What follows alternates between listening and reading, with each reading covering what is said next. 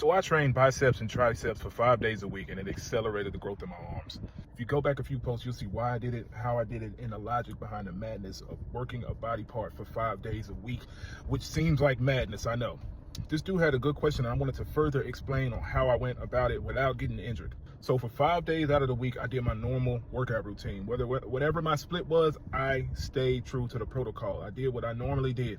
The only thing I changed was what I did at the end of my workout. So if it was a chest or leg day, at the very end of my workout, that's when I worked on triceps, biceps, because that was my weak point.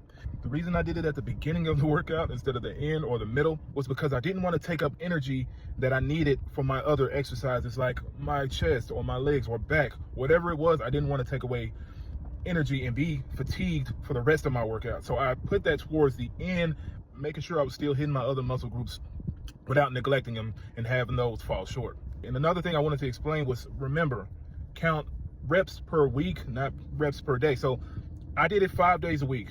If you normally work out a body part twice a week, which is what most people do, there's nothing wrong with that. Say you do 4 sets of 10. If you magnify that throughout the week, you are getting what? 40 reps per day, twice a week. That's 80 reps per week. Me, what I did was I did 3 sets of 12, manageable weight, not heavy, manageable weight. I'll come back to that. 3 sets of 12, 5 days a week, which was 36 reps a day.